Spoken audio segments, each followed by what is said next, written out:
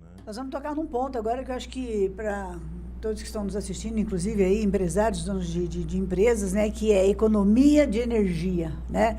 Quais são as estratégias mais eficazes para reduzir o consumo de energia em plantas industriais?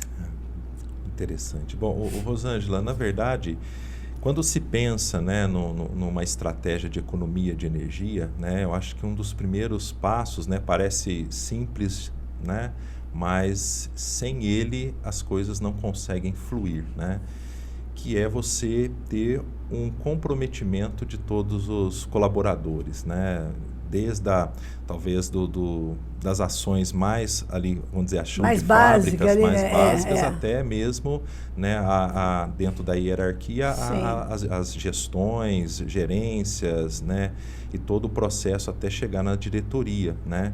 Ou seja, tem que ser uma mudança cultural, né?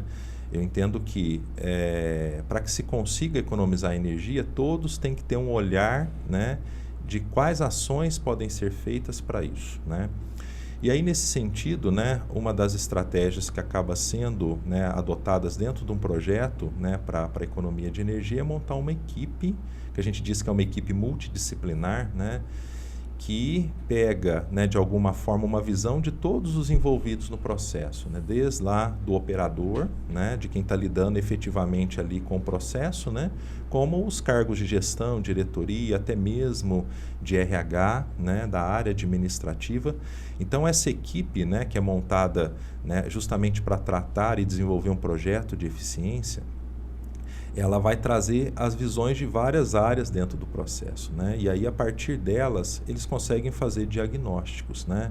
Só te dando um exemplo, né? Uma das formas que hoje tem sido adotadas para economizar energia, né, tem sido avaliar, por exemplo, a questão de iluminação, né? A troca de iluminação com lâmpadas fluorescentes ou com vapor de sódio, né?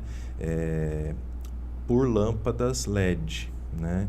Essa tem sido uma das ações, vamos dizer assim, mais básicas que as empresas têm tomado para economizar energia, né? Porque isso é muito rápido, né? Essa resposta, né? E também avaliar a operação das máquinas de maneira geral, se elas estão dentro das condições nominais ou não, né? Com certeza. Então, nesse sentido, né, você avaliando esses dois pontos, né, você já consegue ter aí, né, já como vamos dizer assim, um resultado aí, já uma economia energética, né? Nesse caso aí, falando ainda da economia de energia, como que a cogeneração e a trigeração podem ser usadas para melhorar a eficiência energética? Certo. Rosângela, a cogeração e a trigeração, né, na verdade, elas são formas de você aproveitar uma energia que era praticamente jogada fora pelas indústrias, né? Vou dar um exemplo das usinas de produção de açúcar e álcool, né, açúcar-alcooleiras, Sim. né? Então, elas têm aí, basicamente, como resíduo do seu processo, né, o bagaço de cana, né? E aí, antigamente, se utilizava muito o bagaço de cana, até mesmo como ração, né? Ou seja, você acabava fornecendo esse resíduo, né, mais como a parte de alimentação, né? Enfim, né? Basicamente uma destinação, né, nesse sentido. Só que eles começaram a perceber que você tinha ainda um potencial energético grande no bagaço, né? O poder calorífico dele ali, né, ainda era grande, né? E aí eles começaram então a aproveitar esse resíduo, né, no próprio processo, né? E dentro do processo de produção de açúcar e álcool, você tem, né, a necessidade de geração de vapor, calor, né? Então, eles queimavam basicamente esse bagaço, né, e gerava o vapor, o calor para o processo, né? Então, isso, de alguma forma, né, sistematiza aí a questão da cogeração, né?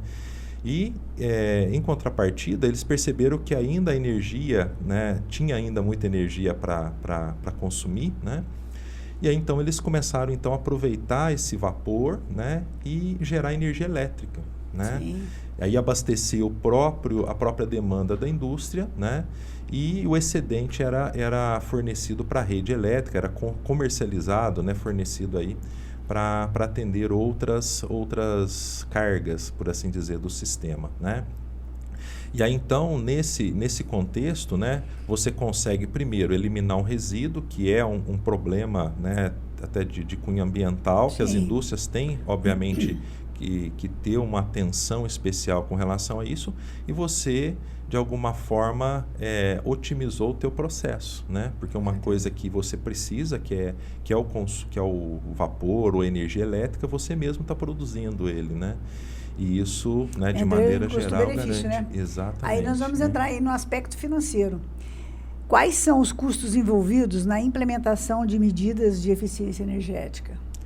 Rosângela, em termos de custos de implementação, eles são escalonados desde de custos praticamente zero, né, que seria uma mudança cultural simplesmente, né, como, enfim, pode ter custos aí dependendo da empresa, né, que, enfim, chega na ordem de milhões, né. Mas, de maneira geral, né, a gente entende que na aplicação de um projeto industrial, né, de eficiência num processo industrial, né, as ações mais básicas, elas acabam servindo como um termômetro para, primeiro, criar, né, já uma mudança cultural ali, né, e também dar, né, resposta para a gestão da empresa, por exemplo, de que ações mais efetivas e talvez com um custo maior, né, elas vão ter benefícios da mesma forma que as ações iniciais que têm um custo muito baixo, né, elas funcionaram, né? Então, de maneira geral, né, a gente pode dizer que você consegue ter eficiência, né, na sua indústria, né, e a gente pode entender, às vezes, né, quem estiver assistindo, né, esse podcast pode ter uma microempresa, uma pequena empresa, né, e achar que esse processo está totalmente distante, né, do seu ramo de atuação ou do seu porte, né, produtivo, né? Mas, na verdade, não, né? A eficiência energética ela pode ser aplicada em todos os níveis, né? Desde realmente de uma mudança cultural. Eu costumo brincar que a pessoa começa a aprender sobre eficiência energética dentro de casa, né? Porque a partir do momento que ela começa a criar alguns hábitos, simplesmente de desligar uma lâmpada... Sim, tirar uma tomada, tirar uma coisa da tomada. Exatamente. Então, ali ela já está começando a implementar a eficiência energética com custo zero. Com certeza. Né? Então,